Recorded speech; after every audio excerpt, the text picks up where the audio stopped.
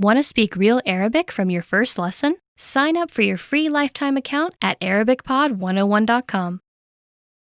So, you decided to learn a new language. At first, the idea seemed exciting. You bought a phrasebook, dictionary, and a subscription to an online class, ready to dive headfirst into the language. For the first day or two, all was well.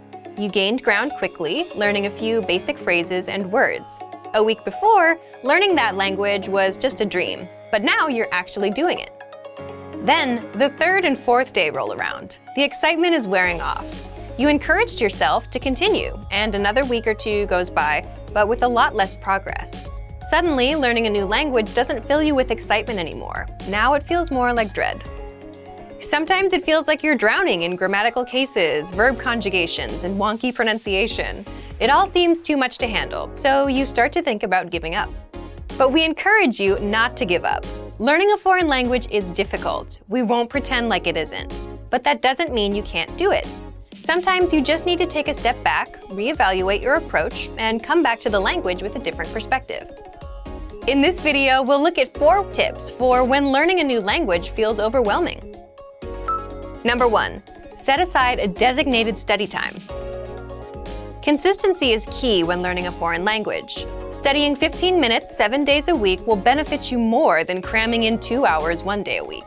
Set aside an amount of time that works best for you. If you can afford to spend an hour every day learning, that's awesome. Go for it. But don't feel bad if you can't spend that much time. Even 10 or 15 minutes a day goes a long way.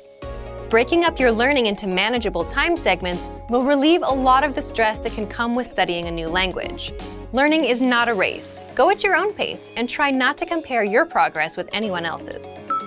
Number 2. Take it one bite at a time. Now that you have your schedule under control, it's time to focus on what you'll actually be studying. It's recommended that every 1 to 2 weeks you focus on learning a very specific piece of the language.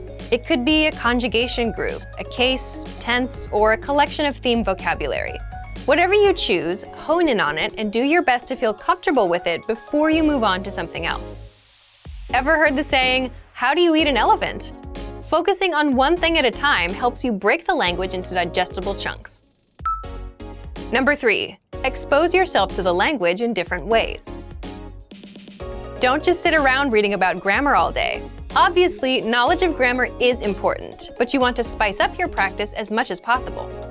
In addition to grammatical study, try to mix in a combination of reading, writing, speaking, and listening. Try to practice reading by either translating a simple article into your native language, or maybe if you're a beginner, pick up a children's book in your target language. For writing, you can try to write out a fictional conversation between you and yourself, even. Use the phrases you know to create a mock conversation, and don't use any words you can't think of or you don't remember. To practice speaking, you can find native speakers locally at a language club or at a meetup. You can also find them online in a language exchange. For listening, a great podcast should do the trick. Spread out each type of practice, listening, reading, speaking, and writing, across your regular language study schedule. This will give you a balanced experience in the language and should help keep things interesting. This method also works well when you use it to focus on a single aspect of the language like we talked about above. Number 4. Set mini goals, not just big ones. If your only language learning goal is to be fluent, you're likely setting yourself up for disappointment. While speaking fluently can be your ultimate goal, it shouldn't be your only one. Try to set mini goals month by month and week by week. It could be something simple. Learn 20 new verbs, practice a new case, or speak with 3 native speakers. As long as it's specific and reasonable to achieve in a shorter amount of time, it should work fine. Not having mini goals alongside your ultimate goal is a lot like sprinting across a huge open field. There's no reference point, so for much of the time it feels like you're not any closer to your goal. It's not that you're not moving forward, it just feels like you're not. Without any trees or buildings to run past, it seems like you're running in place. Mini goals are like the trees and buildings of your language race. They help you see that you're moving forward and give you a sense of accomplishment. The desire for perfection can get in the way of your progress. Don't freak out when you struggle to speak or make a mistake. It's all a part of the learning process. Also, don't be afraid to speak, even if you know what you'll say won't be totally correct. It's better to do your best to communicate in the language and get it wrong than to never try at all. Learning a new language isn't always easy. In fact, oftentimes it's very hard. Don't let that discourage you, though. Use these tips to help keep you focused yet unstressed in your language learning. A little perseverance will go a long way. Before long, you'll be speaking better than you may have thought was possible.